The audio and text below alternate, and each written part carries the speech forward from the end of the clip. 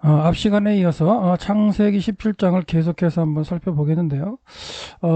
우리가 이제 창세기 17장을 시작하기 전에 이제 구조에 대해서 알아봤는데, 하나님이 이제 5번 말씀하시는 사건을 우리가 나눠놨죠. 그래서 1절, 2절의 첫 번째 말씀이고, 그 다음에 아브라함이 이제 엎드렸다. 그래서 바이폴 아브라함 알 파나브에서 요 구조하고, 그 다음에 우리가 이제 방금 전에 앞 시간에 다 살펴봤던 바 이폴 아브라함 알 파나브 이렇게 돼 있죠. 이게 이제 대주가 된다고 그랬는데요. 대주가 되는데 이름만 아브라함으로, 아브라함에서 아브라함 바뀐 게 대조가 되고, 이제 엎드린 게 이제 대조가 되고, 바깥에 첫 번째 말씀과 이제 5번째 하나님의 말씀이 있다. 그래서 그게 대조가 되면 그 안쪽에 세 번의, 두 번째 말씀, 세 번째 말씀, 네 번째 말씀이 있는데, 두 번째 말씀과 네 번째 말씀을 대조로 볼 수 있다면, 이제 세 번째 말씀이 가장 중요했고, 9절에서부터 14절까지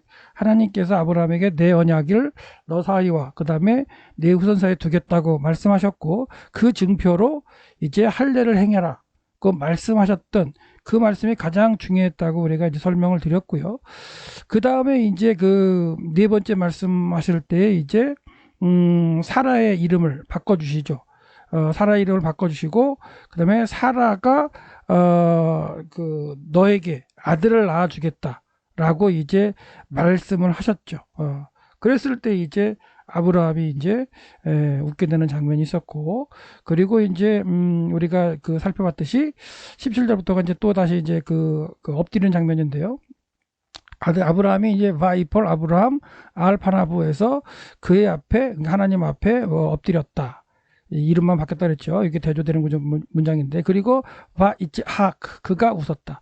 여기서 이제 그가는 누구냐면 아브라함이죠. 아브라함 이름 바뀐 아브라함이 하나님께서 말씀하신 거에 대해서 속으로 웃는 거죠. 이츠하크. 그리고 이제 그리고 말합니다. 그가 이제 바이오메를 말하는데, 그의 레브, 그러니까 그 마음에요.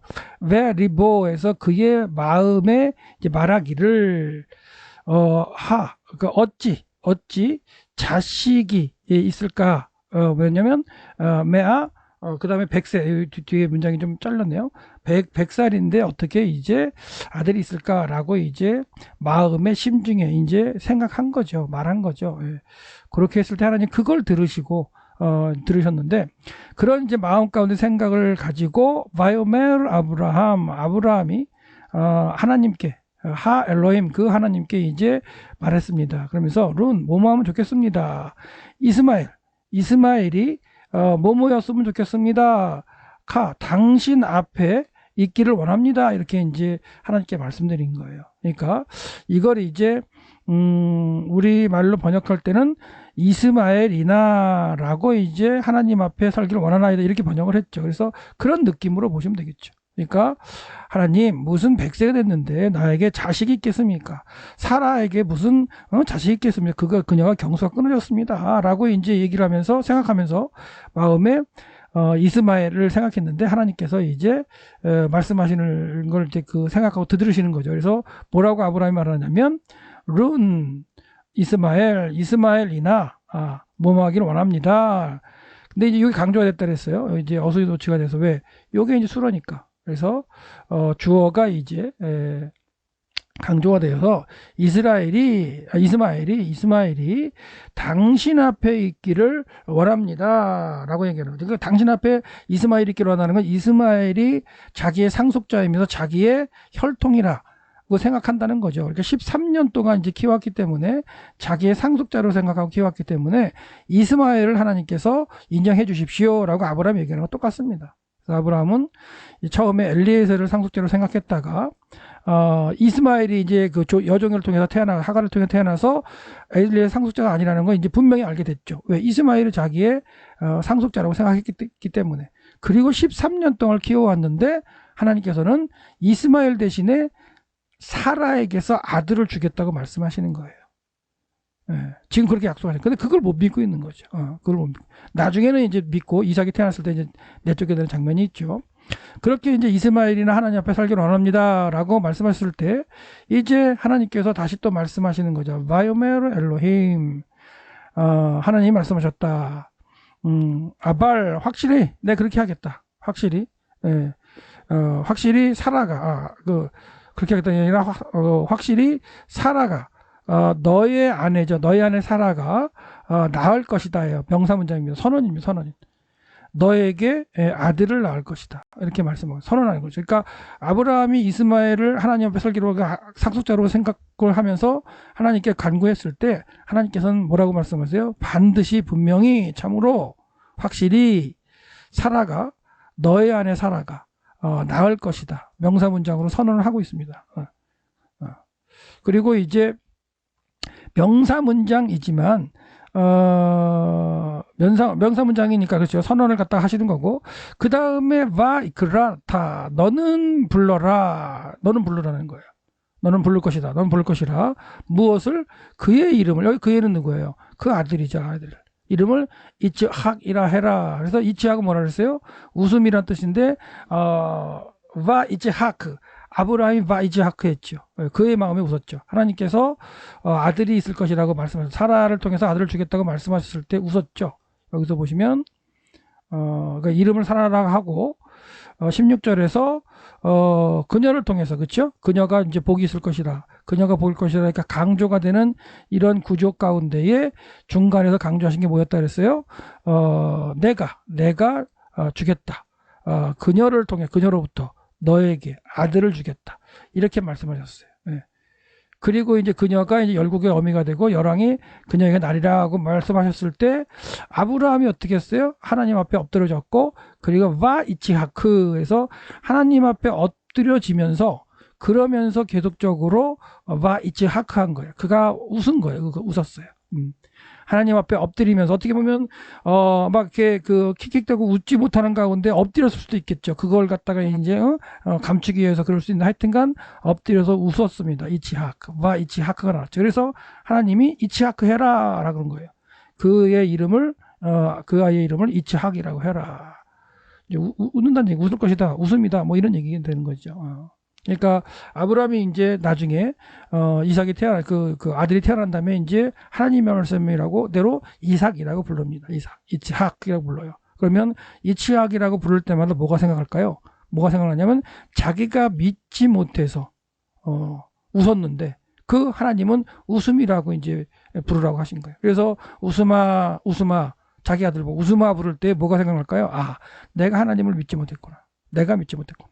그래서 아들의 이름을 갖다가 하나님이 지정해 주셨는데 그렇게 이츠학이라고 부르라고 지정하신 건 뭐예요? 아브라함이 이삭을 부를 때마다 뭘 기억하게 해주세요? 믿어야 되겠구나. 전능하신 하나님, 엘샤다의 하나님, 그분이 나에게 99세 나타나셔가지고 이름을 바꿔주시고 내 아내의 이름도 바꿔주시고 그리고 하나님의 언약이 나와 내 후손사에 영원히 있을 것을 약속하셨고 그 약속의 증표로 할례를 갖다 명하셨고 그러는 가운데 그 할례를 명하신 가운데 사라에게서 아내에게서 아들을 주시고자 했는데 내가 그걸 못 믿었구나. 그걸 못 믿어서 내가 엎드려서 웃었는데 하나님이 이제 그 태어나게 하신 그 아들의 이름을 내가 이삭이라고 부르면서 내가 다시 한번 깨닫지. 그때 못 믿었구나 하는 그런 걸 이제 하나님께서 원하셨을 거예요. 그러니까 하나님께서 아브라함이 못 믿었기 때문에 그거 너 못 믿었어? 못 믿었기 때문에 너 이삭이라고 해? 이렇게 하셨다기보다도 이츠학이라고 부르면서 그가 완전히 하나님을 신뢰하고 믿지 못했을 그때에 전능하신 하나님을 내가 이제 제대로 믿어야지. 그 이삭을 키우면서 그는 그렇게 이제 했을 거 아니에요. 이삭을 갖다 바라보고 이삭을 부를 때 그럴 때에 이츠학 내가 하나님 앞에 그 100% 믿음으로 반응하지 못해서 하나님이 웃어 이츠학 내가 이츠학 내가 웃었는데 마음속으로 웃었는데 하나님이 그것을 기억하시고 내가 이제 다시는 웃지 않고 하나님의 말씀에 반드시 응답함으로 이렇게 그 믿음을 순종할 수 있도록 이츠학이라고 부르라고 말씀하셨기 때문에 이츠학이라고 이름을 붙이고 이제 그 이름을 볼 때마다 내가 하나님 잘 믿겠습니다. 다짐하는 이름이 아마 이삭이 되었을 거예요. 그래서 하나님께서는 이삭이라고 불러라 이름을 지어주셨어요. 그러니까 재미있는 건 이스마엘도 이름을 하나님께서 붙여주신 거고 이삭도 하나님이 붙여주신 이름인데 이름의 뜻은 어떤 게 더 좋아요? 예, 이스마엘이 좋죠. 이스마엘은 뭐예요? 하나님이 들으셨다는 뜻이에요. 이스마엘. 그러니까 하갈의 고백 가운데 하나님께서 들으셨던 그런 이름을 하나님 지으신 게 이제 이스마엘이라면, 이치학은 뭐야? 웃었다는 얘기, 웃음. 아브라함이 못 믿어 웃은 거죠. 그런 거 볼 때, 자, 이름은 이스마엘이 좋은데, 그런데 하나님의 언약을 이어가는, 다시 한번 하나님에게 언약을 받는, 영원한 언약의 그런 걸 갖다 세워지는 건 이삭에게 하나님께서 세우시겠다고 말씀하고 계신다는 거. 다음 절이죠. 그래서, 내가 세울 것이다. 무엇을? 나의 언약을. 누구와? 그와. 태어나는 이삭과 맺고 리베리트 올람 영원한 언약으로 세울 것이다. 그리고 그의 후에 나타나는 그의 후손들에게 내가 이제 언약하겠다. 그래서 이삭과 그의 후손들에게 언약을 맺겠다고 말씀하셨기 때문에, 만약에 아브라함이 그 하나님에 의해서 그 언약을 소유하고, 하나님 언약을 소유하고 아브라함과 그의 후손을 통해서 하나님의 언약을 이루겠다면, 이스마엘도 이제 그 아브라함의 자손이기 때문에 어떻게 보면은 그 가능성이 있었죠. 근데 아브라함이 이제 믿지 못함으로 어떻게 보면 이삭에게 다시 세워지게 돼요. 그래서 이삭에게 세워지는 그 언약을 통해서 그의 후손인 에서와 야곱의 이제 아들들을 통해서 이어지게 되는데, 이 에서도 또한 이제 하나님의 그 언약을 이어가는 가문의 장자로 태어났지만, 그가 이제 하나님의 말씀에 집중하기보다는 사냥함으로 세상에 막 쫓아다니고 이름을 내는 그런 걸 통해서 어떻게 보면 사냥하면서 바깥 사람으로 돌아다니기 때문에 하나님의 뜻을 감당하지 못하고 야곱이 하나님의 또 언약을 이어가는 그런 이제 계통을 이어가게 되죠. 그리고 하나님이 약속하십니다. 아브라함이 이스마엘을 자꾸만 이제 이야기를 하기 때문에, 이스마엘에 대해서는 이제 주어져. 이스마엘에 대해서는 내가 너를 들었다, 이거. 네 말을 들었다는 얘기예요. 그래서 강조가 되어 있습니다. 이스마엘에 대해서는 이게 강조가 되어 있고, 보라, 내가 복을 줄 것이다. 누구에게? 그에게. 이스마엘에게 복을 주겠다는 거예요. 그 복을 준다는 걸 피해령으로 강조하고 계세요. 피해령으로. 내가 복을 줄 것이다. 그리고 내가 파라하겠다. 파라하겠다. 그가 파라가 되도록 하겠다. 뭐냐면 파라는 열매를 맺고 결실하고 풍성해지는 거예요. 그래서 이거는 생육하고 번성하라. 창세기 1장 28절에 사람을 창조하시고 생육하고 번성하라 말씀하실 때 파라하고 라바하라고 할 때 그 말씀인데, 이스마엘에게도 파라의 축복과 라바의 축복을 말씀하고 계신다는 거예요. 그러면서 내가 그렇게 하겠다고 해서 히피령으로 쓰고 계세요. 히피령으로. 하나님이 하시겠다는 거죠. 그러니까 생육하고 번성하도록 하겠다. 그를 이제 내가 아주 그냥 번성하게 만들 건데. 근데 비메오드예요. 심히 번성하게 하겠다. 심히 번성하겠다.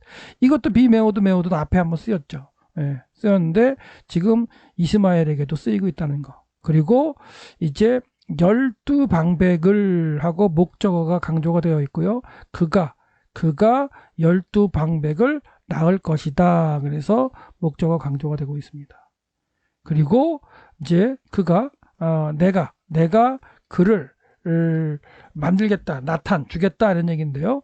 큰 나라로 이제 만들겠다라고 이제 하나님이 지금 그 말씀하고 계시는 거죠. 예. 그래서 이 파라, 생육하고 번성, 라바하게 하시겠다는 건 창세기 1장 22절에서 만물들을 창조하시고 공중의 새와 짐승들을 생육하고 번성하게 하시겠다고 하실 때 말씀하셨고요. 창세기 1장 28절에 사람들을 갖다가 이제 만들으시고 그들에게 복 주시며 그들에게 이르시되 생육하고 번성하라. 이 생육하고 번성하라. 이게 이제 파라하고 라바하라 라고 하면서 충만하고 땅을 정복하라. 이렇게 말씀하셨을 때 이제 생육하고 번성하라는 축복을 주시는 거고요. 그 다음에 이제 노아와 그의 아들들에게 이제 그 홍수를 심판하신 다음에 뭐라고 말씀하시냐면, 너와 함께한 모든 혈육이 있는 새와 가축, 땅에 기는 모든, 그러니까 방주에 탔던 짐승들이죠. 그 짐승들이 또한 파라하고 라바하겠다. 생육하고 번성하게 할 것이라고 약속하셨고요. 그리고 노아와 그 아들들에게 다시 또 뭐라 그래요? 생육하고 번성하라는 축복을 주신 거예요. 충만하라. 네, 9장 7절도 마찬가지죠. 그래서 이 생육하고 번성하는 축복이 상당히 하나님께서 하시는 축복이죠. 근데 그걸 이스마엘에게 하나님께 하시겠다고 약속하셔서, 지금 아브라함이 지금 이제 그 태어나게 한 그리고 아브라함이 또 하나님 앞에 믿지 못해가지고 하나님이 약속하셨던 생육하고 번성한 이스마엘 후손이 지금 이제 중동 지방에 퍼져 있는 모슬렘의 기초를 둔 그 족속들이죠. 이스마엘 후손들이. 그러니까 그 후손들이 너무너무 번성을 해서 지금 이스라엘과 대치하고 있죠. 그러니까 이스라엘은 보통 한 600만, 한 뭐 700만 명 된다고 하는데 그 주위에 둘러싸고 있는 파라하고 라바한 생육하고 번성한 그런 이스마엘 후손들은 2억 이상의 그렇죠? 사람들이 종교 전쟁으로 지금 대립하고 있는 이런 모습들이 참 하나님이 아브라함에게 또한 아브라함이 믿지 못해서 그 하나님의 언약을 또한 이렇게 기다리지 못해서 태어나게 만든 이스마엘 후손이 번성한 그런 것 가운데 지금 현재도 대치하고 있는 그런 모습이 하나님의 말씀에 대해서 믿음으로 반응하지 못할 때 어떤 일들이 벌어지는가가 참 두렵고 떨리죠. 그래서 하나님께서 이스마엘에게 이제 아브라함에 약속하실 때 이스마엘에 대해서는 내가 내 말을 들었다. 그래서 그 애를 생육하고 번성하게 하겠다라고 이제 말씀하셨고요. 나중에 이제 그 이삭을 통해서 하나님이 이제 약속을 다시 하시죠. 다시 하시고 그리고 이삭이 하나님을 갖다 깨달은 후에 야곱을 갖다가 밧다나라로 보내면서 축복할 때 뭐라 하냐면 전능하신 하나님 엘샤다이 하나님이 내게 복을 주시오. 내가 생육하고 번성하여 여러 족속을 이루게 하실 것이다 라고 이제 어떤 고백할 때 생육하고 번성하는 게 나오고요. 야곱이 이제 이삭이 야곱에게 이렇게 말한 것처럼 나중에 하나님께서 야곱에게 또 말씀을 하십니다. 그래서 창세기 35장이면 밧다라메라 갔다가 20년 동안 생활하고 또 돌아와서 가나안 땅에서 한 10여 년을 머물다가 하나님을 다시 또 그 징계 가운데 하나님 징계 가운데 세겜에 거하다가 10년 거하다가 하나님의 징계를 맞아서 다시 베들레로 올라왔을 때 하나님이 뭐라고 하시냐면 나는 전능한 하나님이다 라고 선언하신다. 엘샤다이 하나님이다. 그리고 너는 생육하고 번성하라 라고 하나님께서 이렇게 야곱에게 다시 한번 인격적으로 만난 이후에 하나님이 전능하신 하나님을 선포하시고 생육하고 번성하라는 축복을 내리십니다. 그러니까 하나님을 믿고 하나님의 전능하심을 믿고 그 가운데에 그 하나님을 깨닫는 백성들을 많게 하라는 얘기죠. 생육하고 번성하게 하라. 어떻게 보면 야곱이 다시 또 이제 믿음에 또 이렇게 이어가는 계통의 조상이 되는 거죠. 그래서 결과적으로는 이제 이렇게 이제 그 하나님을 만나고 하나님의 명령을 받은 이후에도 그 야곱이 또 우여곡절을 겪어요. 그러니까 이때 나이가 이제 106세 정도 됩니다. 106세. 이 약속을 받는 애가 106세, 107세 정도 되는데 하나님의 전능하심을 진짜 믿고 하나님께 맡기는 때가 130세라고 말씀을 드렸죠. 그러니까 그 하나님이 전능하시다는 걸 나와 함께 하신 하나님이 전능하심을 선포하신 걸 깨닫고도 그 전능하심을 고백하고 하나님께 모든 걸 맡기는 신앙이 될 때까지는 또한 23년, 24년이 지나야 돼요, 사실은. 그런데 마침내 이스라엘 족속이 이제 고센 땅에 머물면서 거기서 이스라엘 자손들이 생육하고 번성했다는 구절로 모세가 기록하고 있어요. 그래서 또한 이제 요셉에게 고백할 때 이런 얘기하죠. 하나님께 내게 이르시되 내가 너로 그러니까 하나님이죠. 하나님께서 야곱에게 생육하고 번성하게 하여 내게 많은 백성이 나게 하고 이 땅을 내 후손에게 주어 영원한 소유가 되게 하리라 하셨다고 말씀하셨던 거 그것을 이제 그 48장이면 죽기 전에 147세에 요셉에게 또한 고백하는 장면에서 하나님의 전능하심과 하나님께서 나에게 생육하고 번성하게 하셨다는 그러한 이제 그 말씀을 기억하면서 요셉에게 또한 그 언약을 또한 이렇게 기억하고 깨달으라, 번성하라, 자손을 번성시켜라, 잘 이렇게 전수하라, 믿음을 전수하라 이렇게 이제 가리키면서 자기는 죽게 되는 거죠. 그러니까 생육하고 번성하는 게 이 어떤 육신적으로 뭐 잘 되고 번성하는 이런 그게 아니라 하나님의 언약. 하나님의 내 언약이 나와 내 자손에게 있다는 걸 정확하게 가리키고 정확하게 깨닫고 그걸 명령하신 분이 전능한 하나님이라는 걸 깨닫고 그렇죠? 그러는 가운데 신앙을 잘 전수하기를 바라는 그런 어떤 믿음의 전수가 이렇게 생육하고 번성하는 거라고 볼 수 있습니다. 그래서 이런 거는 하나님의 그 언약을 이어가는 계통의 사람만 어떻게 보면 생육하고 번성하는 그런 축복을 받아야 되는데 오히려 이스마엘이 받죠. 그래서 이스마엘은 어떤 건 하나님의 영적인 하나님의 어떤 그 언약을 이어가는 계통에 생육하고 번성하는 게 아니라 진짜 이 땅에서 그렇죠. 생육하고 번성해서 족속이 많아지고 힘이 강대해지고 부해지는 그런 축복을 받았습니다. 자, 그 다음에 이제 뭐라냐 그리고 그러나를 보였네. 그러나 하나님 내 언약 베리티 내 언약을 내가 세울 것이다. 누구에게 세우냐면 이삭과 세우는 거예요. 그러니까 야곱과 하나님의 언약을 창세기 17장 1절부터 2절 3절에서 17장 2절에 내가 내 언약을 아브라함 너와 너의 자손에게 세우겠다고 시작하셨는데 이제 17장 후반에 오니까 뭐예요? 하나님이 아브라함이 믿지 못하고 자꾸만 이스마엘 얘기했을 때 이스마엘 걔도 내가 책임질게. 하지만 분명히 사라가 너에게 아들을 낳아줄 거야. 그리고 그 아들에게 내가 다시 약속할 거야 라고 앞에서 말씀하셨죠. 근데 이제 이스마엘은 번성하게 하겠지만 그러나 내 언약을 하고 강조가 되어 있죠. 어선도같이 도치가 돼가지고 내 언약을 이렇게 되어 있는데요.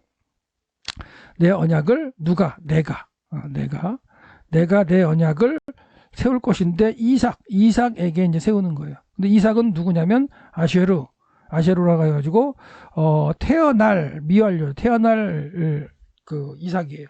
그리고 너에게 사라가 태어나게 할 이삭과 세우겠다. 하나님 이미 이름을 주셨으니까 이삭과 세우겠다.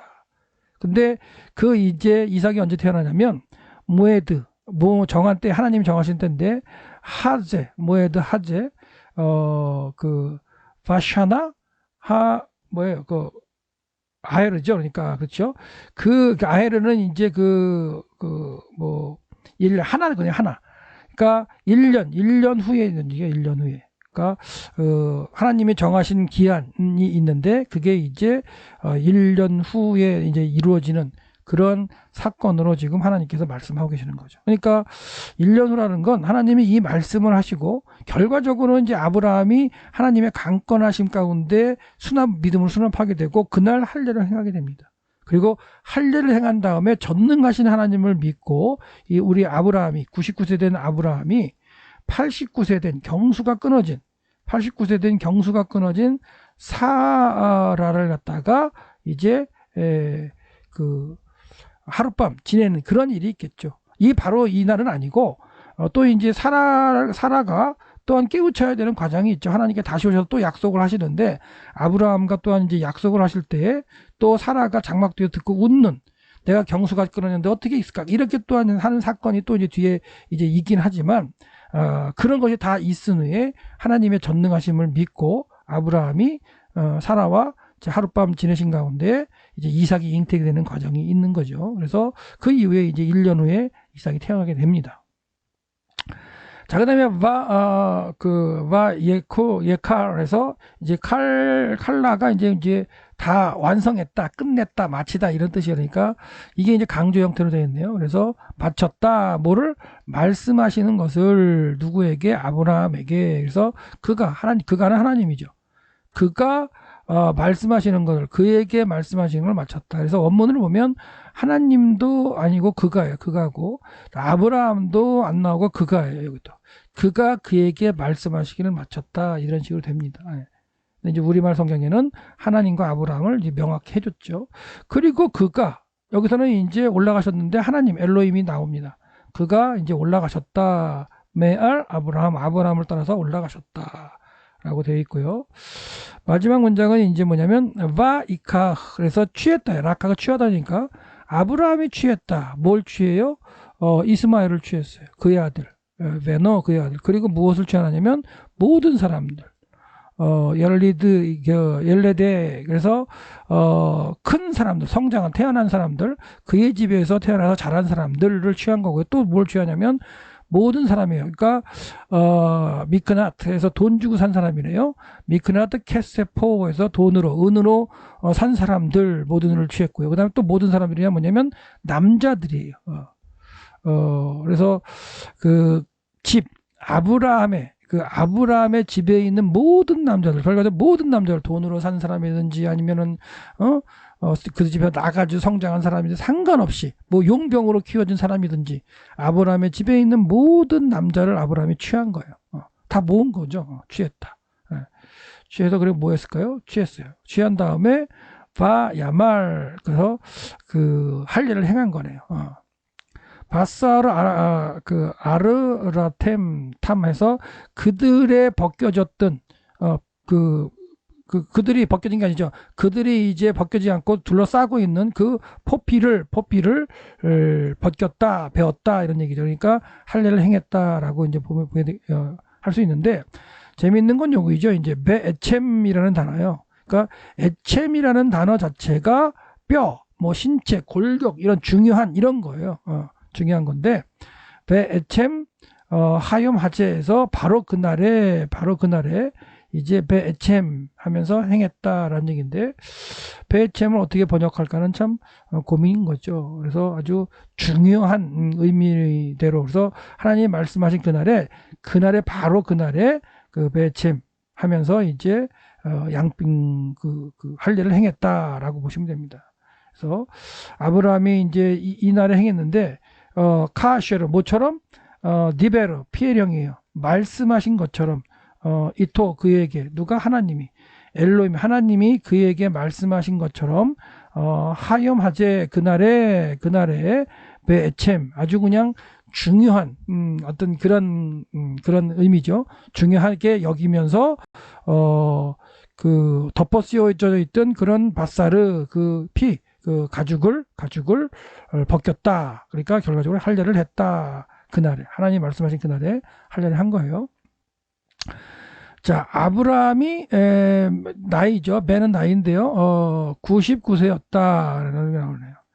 그가 이제 할례를 행한 때, 벗겨진 때. 그래서 그의 이게 지금 오르라가 뭐냐면 덮여져 있다는 얘기 있잖아요. 덮여져 있는 살이에요. 덮여져 있는 살. 그러니까 덮여져 있는 살이라는 게 뭐냐면 그 할례를 행한 지에서 남자의 성기 끝이 이제 덮여져 있는 걸 표현하는 겁니다. 그것을 갖다가 이제 잘라내는 게 이제 할례고요. 우리는 이제 남자들 보통 요즘에는 이제 군대 갈 때 예전에는 그랬고요. 지금 뭐 태어나면서 많이 해주는데 하여튼간 덮여져 있는 생식기에 덮여져 있는 부분을 이렇게 제거하는 그런 게 뭐냐면 그걸 제거하면서 나에게 있었던 하나님의 언약이 내 자식에게도 내 아들에게도 이어져 갑니다라는 고백으로 행하는 게 할례라는 거예요. 네. 그래서 아브라함이 하나님의 그 언약을 믿었기에 그 집안의 모든 남자를 모아서 할례를 행했는데 그때가 아브라함 99세였다라고 이제 성경을 이렇게 모세는 언급하고 있고요. 그리고 또한 이스마엘 그의 아들 아브라함의 그의 아들 이스마엘이 이제 나이가 언제였냐면 13세였다라고 나왔죠. 그가 이제 또한 뵐 때 할례를 했대요. 그거 똑같죠. 그의 덮여져 있는 그 살을 이렇게 잘랐을 때의 나이가 13세였다. 그러니까 이스마엘이 13세에 일어났던 사건이라고 또 정확하게 또 언급하고 있어요.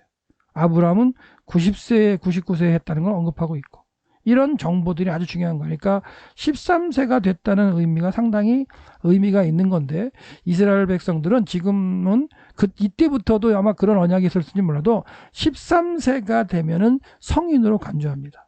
성인이 되어 13세가 되는 성일날 성인식을 하면서 이제 하나님의 율법을 지키겠습니다라는 그 선포를 하게 되고요. 그때부터 성인이 되어서 상속할 수 있는 자가 되는 거예요.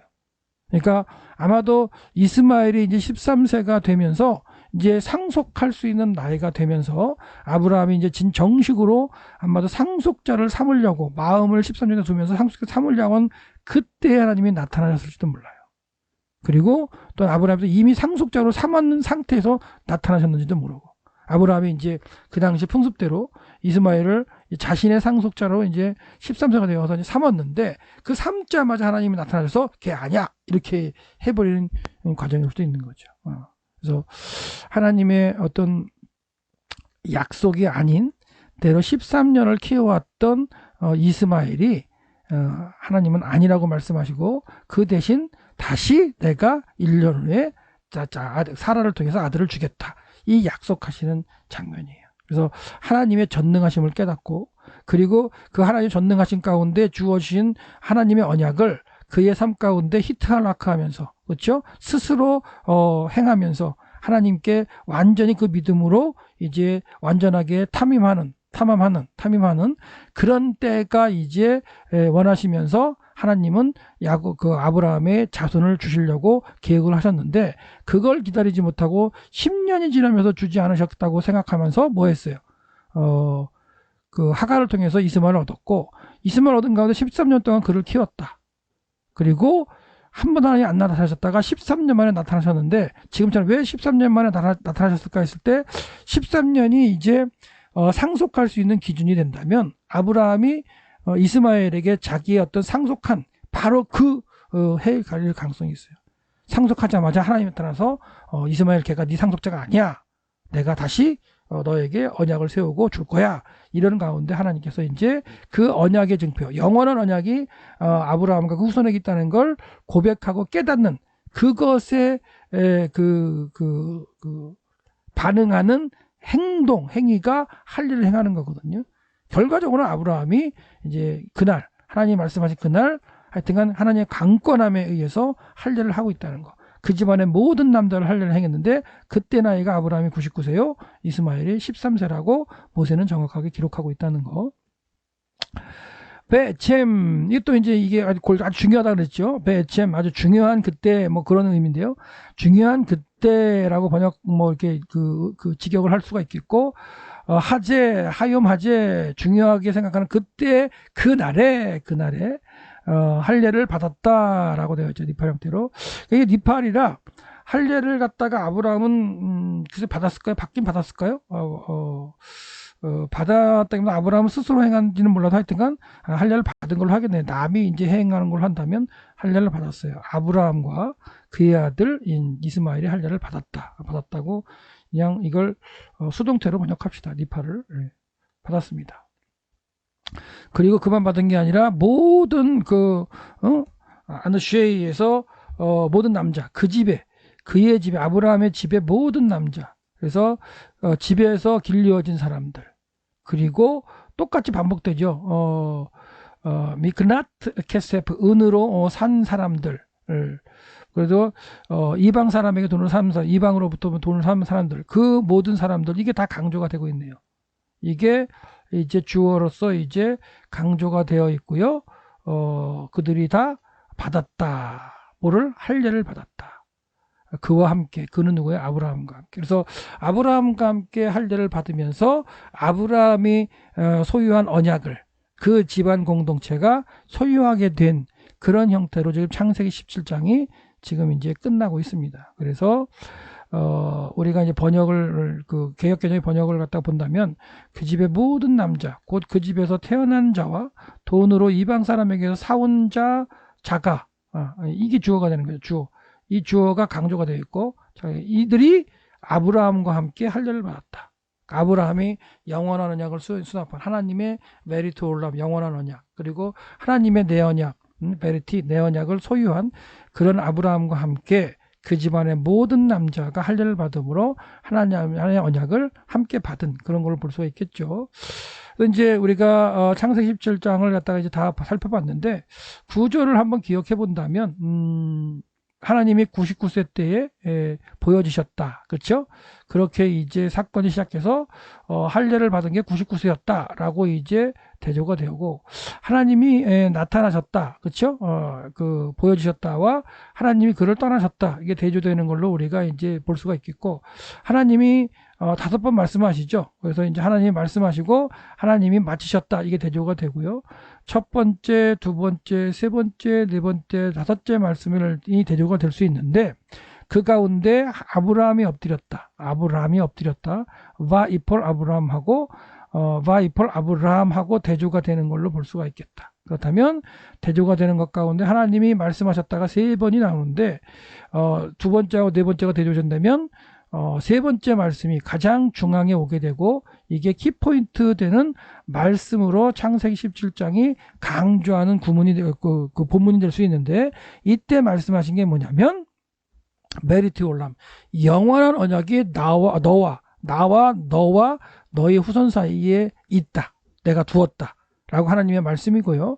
그리고 그것을 믿고 수납해서 기억하기 위해서 영원한 언약의 증표인 할례를 행해라 라는 할례의 그 언약에 대한 선포를 이때 하신다는 거죠. 그래서 창세기 17장의 가장 중요한 건 영원한 언약, 베리트 올람, 영원한 언약이 아브라함과 그 같이 있는 그 집안의 모든 남자들에게 이제 믿음으로 수납되는 그런 과정이 창세기 17장의 가장 중요한 부분에 있고, 아브라함 내러티브, 데라의 톨도트도 가장 구조적으로 중요한 장이 창세기 17장이라고 했잖아요. 그렇기 때문에 아브라함 내러티브, 데라의 톨도트 전체의 중요한 내용이 17장이고, 17장의 가장 중요한 내용이 영원한 하나님의 내 언약, 그 베리트 올람, 그 영원한 하나님의 언약이죠. 영원한 언약이고, 하나님의 내 언약이 아브라함과 그와 함께한 남자들에게 주어지는 그 장면이 강조가 되고 있다라고 한다면, 지금 그 아브라함이 믿었던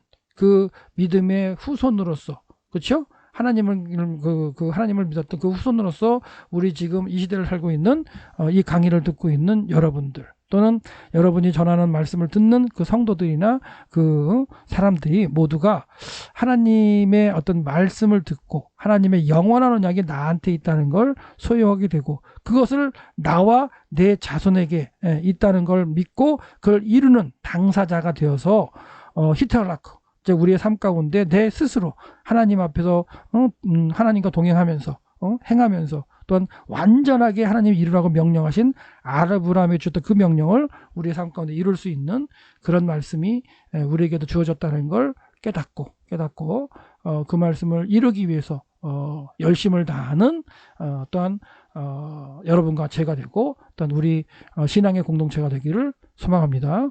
감사합니다.